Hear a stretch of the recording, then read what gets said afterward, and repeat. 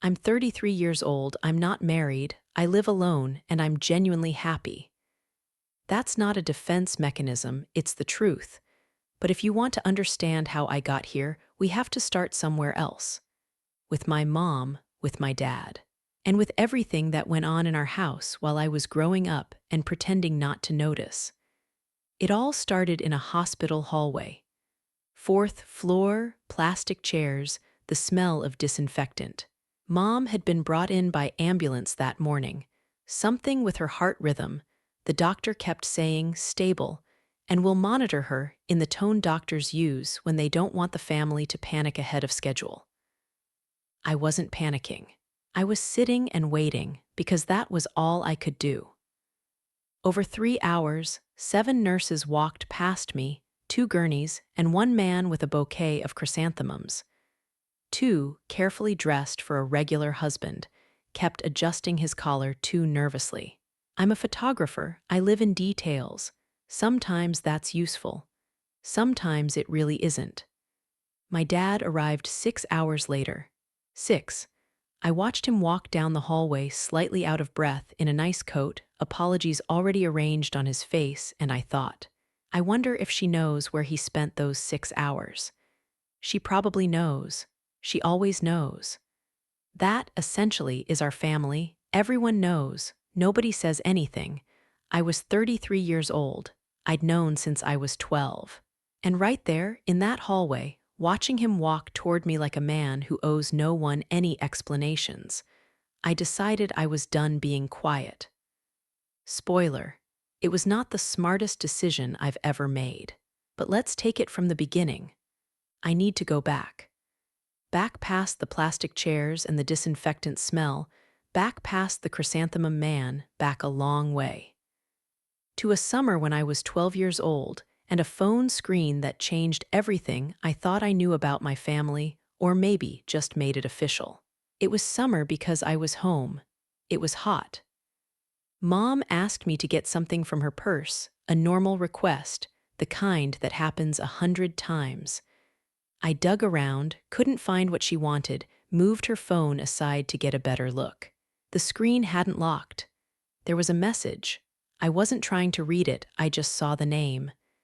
Carol, and the first few words, he was at my place again last night. Do you know? I put the phone back. Found what Mom was looking for. Walked out of the room. That was it, no drama, no crying. Just saw it, added 2 and 2, filed it away somewhere deep. You know what the strangest part was? I wasn't surprised. I was 12 years old and I wasn't surprised. Which meant I'd already known, I just hadn't had the words for it yet. I'd felt something was off since I was maybe 5. Maybe earlier. Dad's work trips that ended not Sunday evening but Monday morning. Mom's eyes some mornings, not red from crying, she never cried in front of me, just slightly dimmed. Like someone had turned the brightness down a few notches. But that summer I learned it in words. Carol was Mom's friend. I'd met her a few times, light hair, loud laugh, always brought something for the kids when she visited. Nice Aunt Carol. After that summer, I never looked at her the same way again. Mom stayed friends with her for 3 more years. I counted. I didn't ask Dad anything that day, or the next, or a year later. I was a 12-year-old girl who had gotten very good at pretending. I'd learned it from them, I suppose. I was 17 and I was an idiot. No, really. I thought that if I said the truth out loud, something would change. That Mom would say, "You're right," and somehow everything would get better. 17 is the age when you still believe that the truth changes things. It was an ordinary evening. Dad wasn't home, working late, the standard phrase. Mom and I were in the kitchen, she was cutting something for a salad, I was pretending to read. Dark outside. The clock said 9:30. I closed my book. Mom, you know he's not at work. The knife stopped. 1 second of silence, thick enough that I could almost touch it. Then Mom kept cutting. Allie, don't make things up. I'm not making things up. I've known for 5 years. Since that summer when Carol sent you that message. The knife stopped again, longer this time. Mom looked up. She looked at me and I was ready for anything. Tears, anger, relief that someone had finally said it. Anything, she said. You have a chemistry test tomorrow. Did you study? Just like that. Not you're wrong. Not that's none of your business. Just chemistry, tomorrow. Did you study? I sat there for a few more seconds looking at her. Then I opened my book again. I studied, I said, and that was it. Conversation closed. Not because she forbade it, just because the wall turned out to be soft. You know how that goes. When you prepare for something hard and you hit cotton wool instead. Not painful, not passable. Just cotton wool. And you're standing there with your fist in the air and no idea what to do next. That was when I understood how it worked. Not denial, not lies, just a refusal to let reality into the room. Dad was unfaithful, but as long as we didn't say it out loud, it sort of didn't exist. The family was intact. The salad was cut. Chemistry test tomorrow. I was 17, and I learned a lesson I held onto for too long. I didn't bring it up again for the next 16 years. Not once.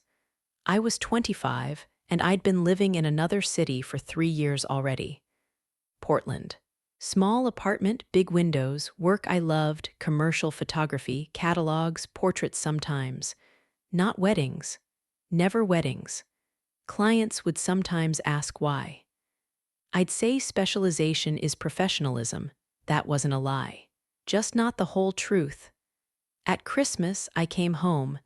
It was mandatory not because anyone forced me, but because Mom waited for it so much. She always waited so much. That's hard to ignore. The house looked good.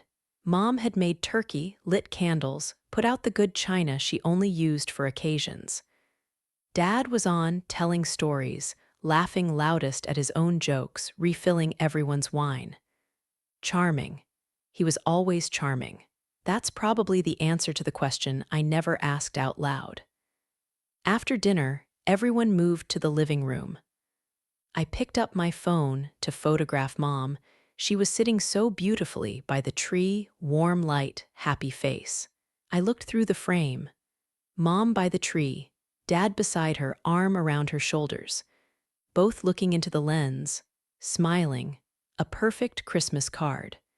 And right then I caught it peripheral, the way I always catch details in a frame, that Dad had a phone sticking out of his shirt pocket. Not his, not the silver Samsung I'd been seeing on him for the past 2 years. This one was black, worn case. Small, easy to miss. I pressed the button, click, good shot. Warm, familiar. Let me see, Mom said. I showed her. She smiled, genuinely, really, and said she wanted to print it. I said I'd print it. You know what I did with that photo? Nothing. It's still somewhere in an archive folder. I never printed it. Not because I forgot, just because every time I opened the folder, something stopped me. Something small and uncomfortable. That's what a happy family looks like, I thought, driving back to Portland. Perfect on the outside. Second phone in the shirt pocket on the inside. And silence, a lot of silence. My own included. I need to bring you back to that hallway now. 4th floor, plastic chairs. Because I was in the past for a while, and you deserve to know we're returning, different, heavier. With everything I just told you sitting in the room with us.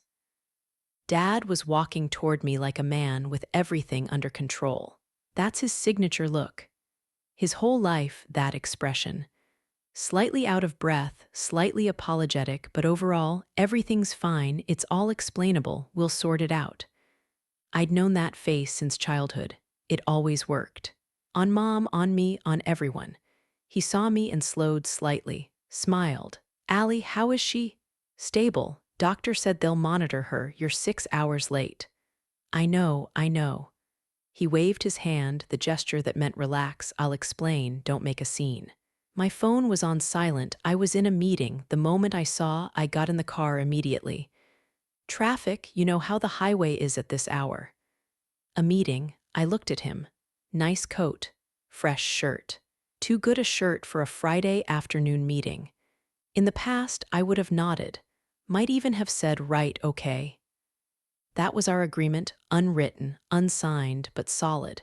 He explains, I nod, life goes on. But I'd been sitting in that hallway for 6 hours. 6 hours on a plastic chair, with coffee from a machine that only resembled coffee visually, thinking about Mom lying behind that door. About the way she used to cut salad and talk to me about chemistry tests. About the Christmas photo I never printed. About a second phone in a shirt pocket. Traffic, I said, not a question, just the word. He narrowed his eyes slightly, felt something off in my tone. Allie, this isn't the time for— I'm not saying anything, I interrupted calmly. Mom's in room 412. Go. He looked at me for another second, then nodded and walked on down the hallway. I watched his back. Good coat. Steady walk. A man with everything under control. And that was when, not before, precisely then, something inside me clicked. Quiet and very clear, not anger. Anger is hot and loud. This was different, cold, still, very sharp. Like when you adjust the focus and the image suddenly snaps into place. I took out my phone, opened my notes, and started writing. Room 412 was small and bright. Mom was lying in the bed propped up on pillows, an IV in her hand, with the expression of someone embarrassed that people were worried about her. That's also her signature thing. She never liked being a burden. Finally, she said when I walked in, Dad came in for 5 minutes and then rushed off somewhere. Needed coffee, apparently. Coffee, I repeated, neutral. Sit down, don't stand in the doorway. I sat. I took her hand, the one without the IV, warm, short nails she never painted because there's no time. Mom's hands. I'd photographed them once just because she didn't know. Still one of my best shots. Nothing special. The hands of a woman not young, a little tired, very real. How are you feeling? Like an idiot, she said calmly. A healthy woman fainting in her kitchen. Good thing it wasn't on the stairs. Mom. It's your heart. It's stress, she corrected. The doctor said stress, I need to worry less. She said it in the tone people use for weather reports, need to worry less. As if it were simply a matter of deciding. We were quiet for a moment. Gray sky outside the window, a car horn somewhere below. Mom looked at the ceiling with the expression of someone who has things to say but not necessarily right now. Tell me about work, she said finally. You mentioned some big project, so I told her. About the project, the new client, thinking about switching lenses. Mom listened carefully, really carefully, not politely. She always listened that way. That was her gift. The ability to listen like whatever you were saying was more important than anything else. I watched her and thought, here is a person who could have been happy. Really, simply, without all the construction they'd built together. She was smart, warm, funny. She deserved better. She knew that. I was sure she knew. Mom, I said quietly. I opened my mouth and closed it, because she turned her head right then and looked at me, and there was something in her eyes that wasn't fear. Something more like a tired request. Not now, please, not here, she didn't say it, but I heard it. Nothing, I said, just glad you're okay. Mom smiled, squeezed my hand. You're a good girl, Allie, I smiled back. Light, easy, my default. Outside, the door footsteps approached, Dad with his coffee. Mom brightened slightly. So slightly most people wouldn't catch it, but I'm a photographer. 20 years. Still brightens when he walks in. I didn't know then whether that was a tragedy or something else. Now I do, but that comes later. I was sitting in my car in the hospital parking lot and couldn't make myself turn the key. Just sitting, looking at the steering wheel. It had gotten dark outside, the streetlights were on, people walked past with bouquets and empty food containers. Normal hospital parking lot on a Friday evening.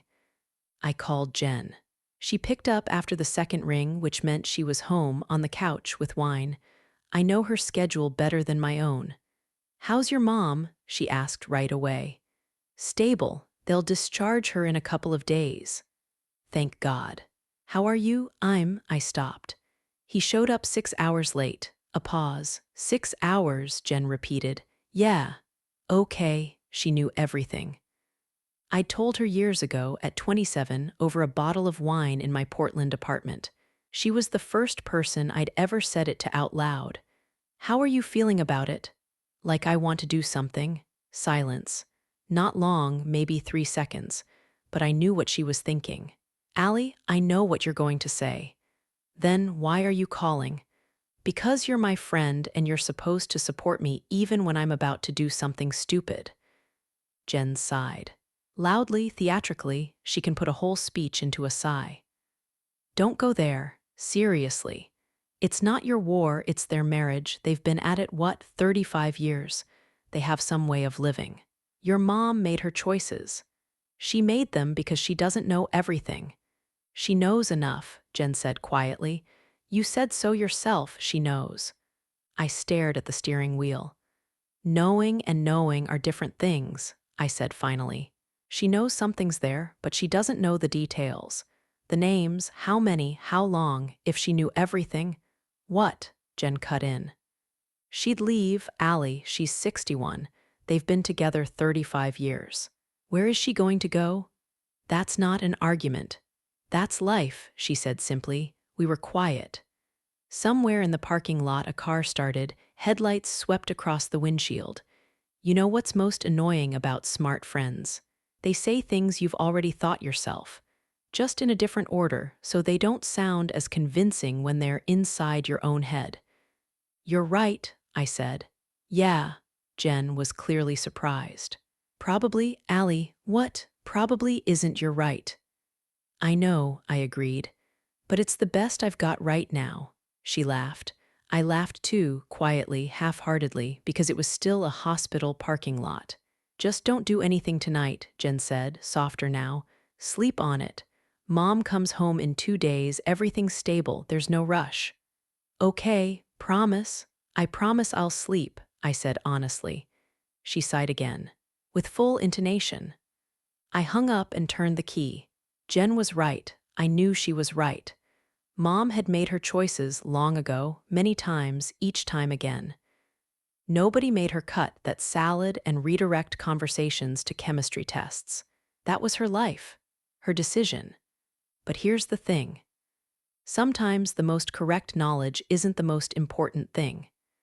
Sometimes what matters more is how you feel at 8 in the evening in a hospital parking lot, after 6 hours on a plastic chair, when you're 33 and you suddenly understand that if you don't do this now, you never will. I pulled out of the lot and didn't drive home. I drove to my parents' house. I was walking up the path to the house, and I could already see the light on in the living room. I had no idea what I was going to say. That was against every principle I have. I'm someone who prepares, who thinks things through, who never starts a project without a structure. But my body was moving forward and my head couldn't keep up. I raised my hand to ring the bell, and the door opened. Dad was standing in the doorway in his coat, that nice coat, keys in his hand. He'd clearly been about to go somewhere. We looked at each other for maybe 3 seconds. While Mom lay in room 412 with an IV in her hand and a cardiac arrhythmia, he was standing in the doorway in a nice coat with his keys. Allie, he said, not surprised, careful. Dad, I said, a pause. Did you forget something? He asked. Or, where are you going? He hesitated. Just a fraction of a second, most people wouldn't catch it. But I live in fractions of a second. Grocery store, he said. There's nothing in the house. I was going to go see Mom tomorrow morning. Thought I'd pick something up to bring her. At 9 in the evening. The 24-hour place on Maple is always open. He looked at me steadily, calmly. I'd known that face my whole life, the face of a man who always has an answer ready. Come inside, I said. Allie, I was just heading. Dad. I said it quietly and very evenly. Come inside.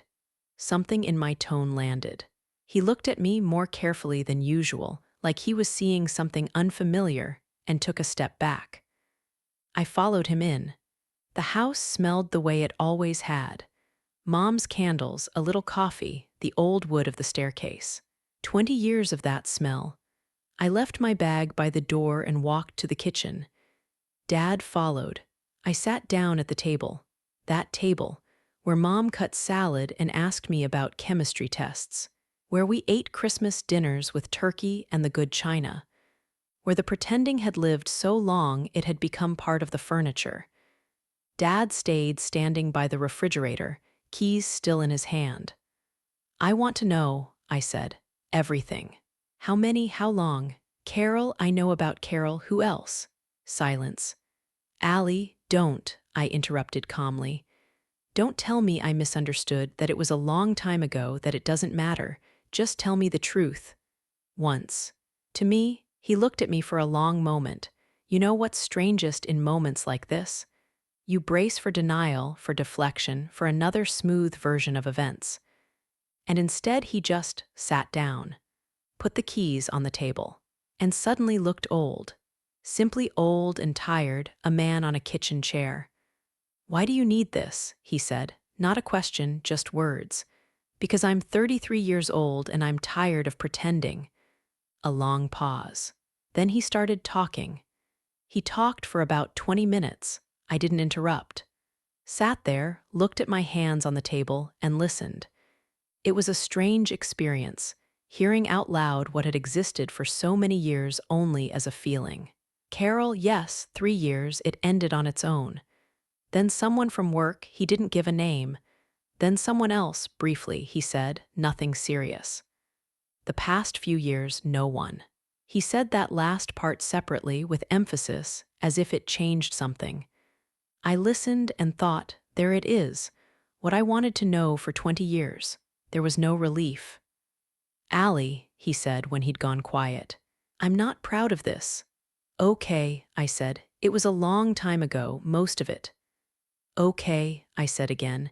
He watched me with the caution of a man who doesn't know what happens next. "Are you going to tell Mom?" he asked quietly. And that was the first time in the whole conversation I looked up at him. "She doesn't know." A pause, short but wrong.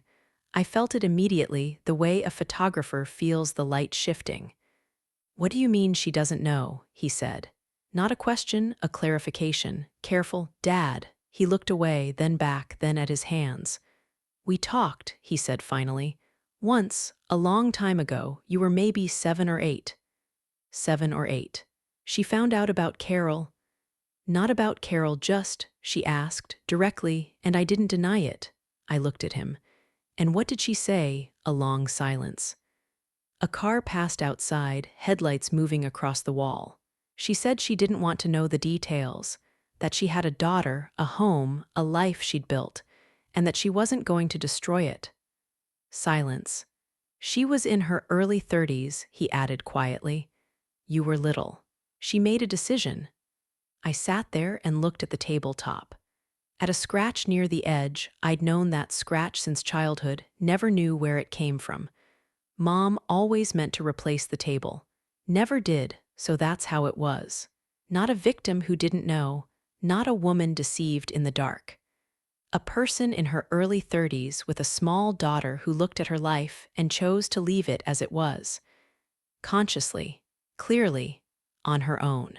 For 20 years, I'd carried this story inside me as an injustice that needed correcting.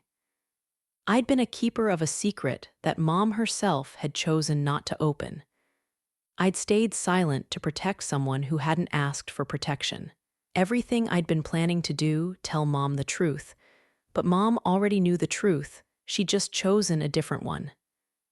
"Allie," Dad said carefully, "you understand that?" "Yes," I interrupted. "I understand."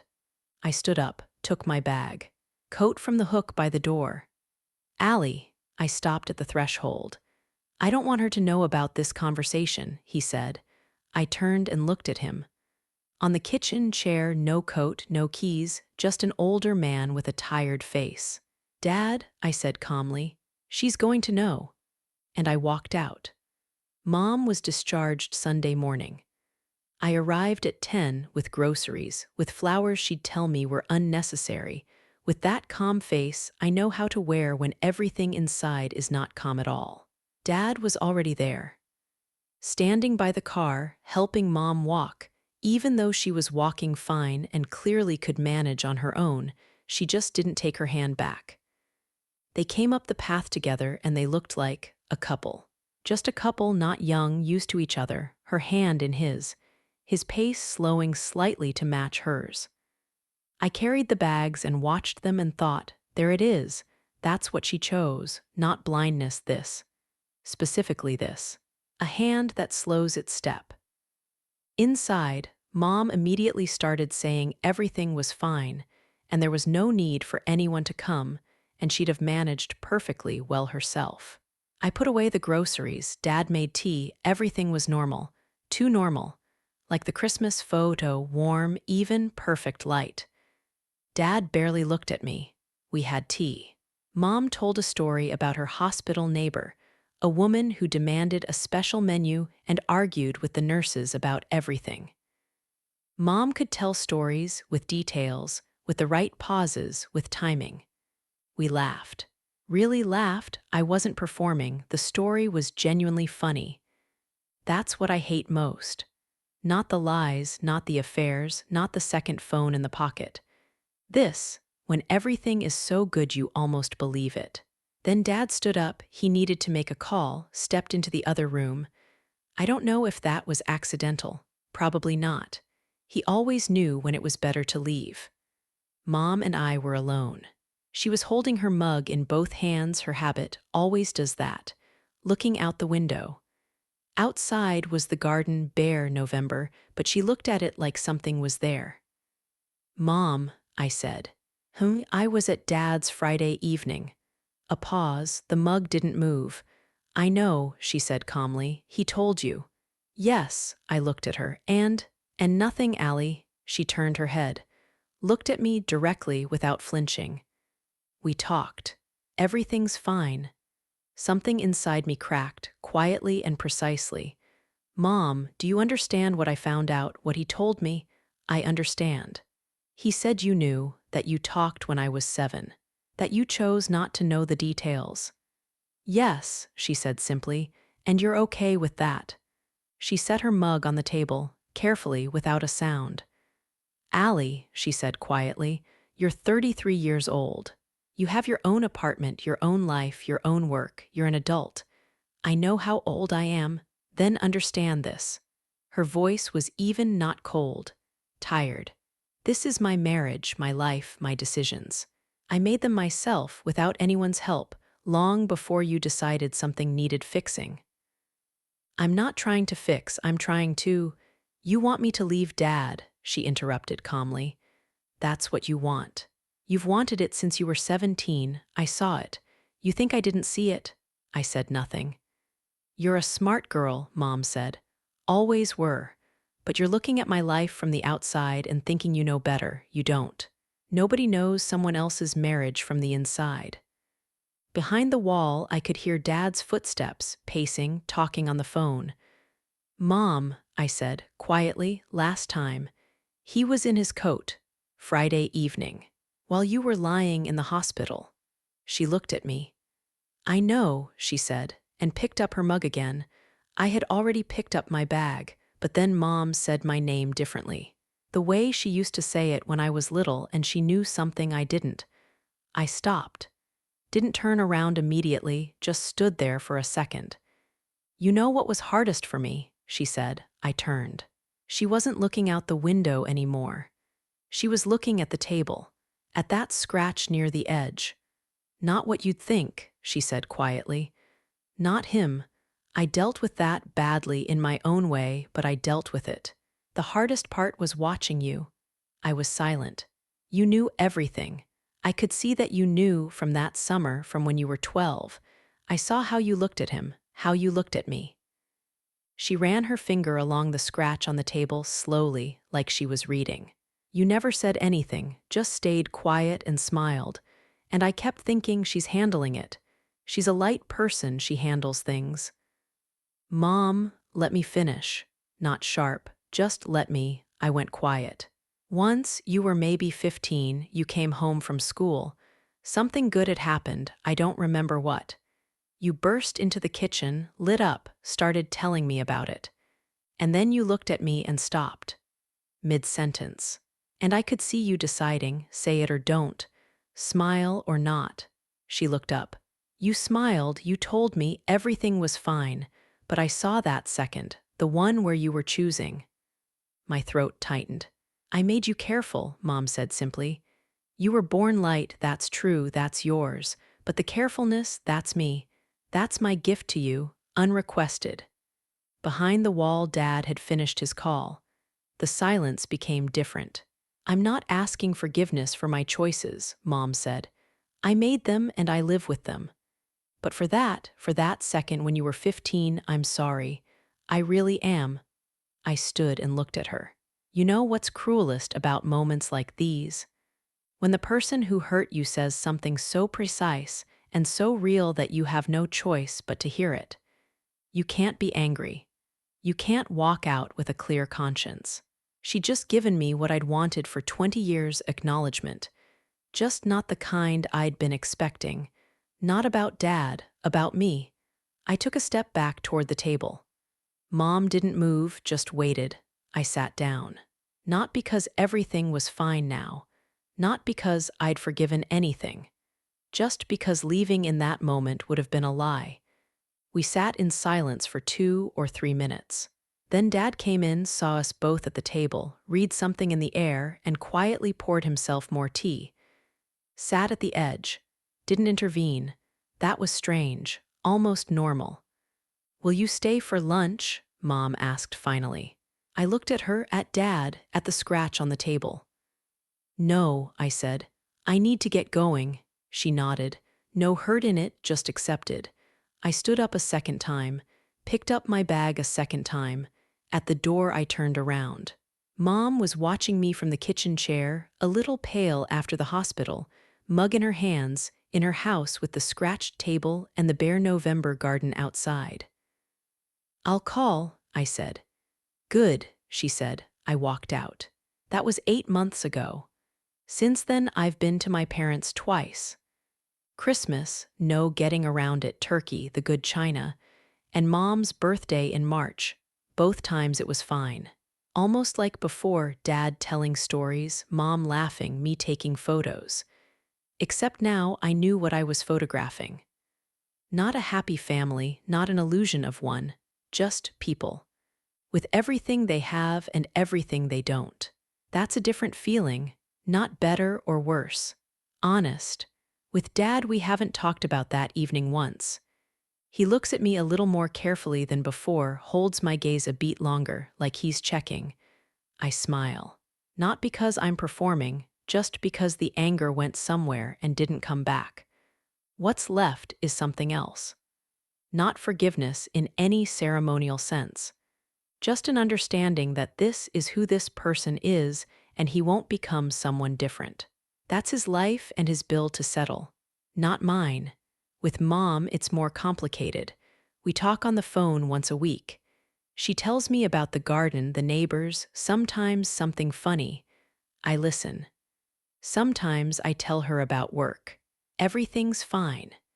Except now our conversations have one room we go around.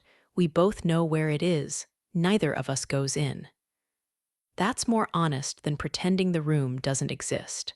But sometimes I think about that second when I was 15, about how she saw and said nothing. Saw and said nothing. Like me. My mother and I are very alike. That was the hardest discovery of all of this. Here's what I've learned in these 8 months. I went to that house to protect Mom. I was certain it was about her, her blindness, her pain, the justice she deserved. But it was about me. About a girl who at 12 saw a message on a phone screen and folded everything neatly inside herself, quiet, tidy, with no outlet. About a 17-year-old who tried once and got chemistry tests in return. About a woman who spent 20 years smiling and called it being light. It wasn't being light. It was armor. The difference is that armor is heavy, and it turns out I don't want to be heavy. I live in Portland. Small apartment, big windows. Work I love. On weekends, I shoot whatever I want, not for clients, just because. People's hands. November gardens.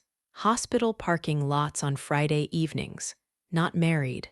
No kids, and honestly, I'm happy, not because everything ended well, because I finally stopped performing a version of myself.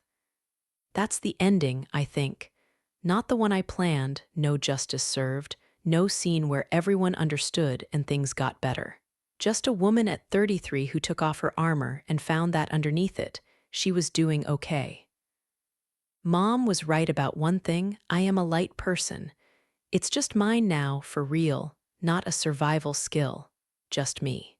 And if you're listening to this and you recognize something, not necessarily about parents, maybe about someone else, maybe about yourself, just know this: the armor isn't your character.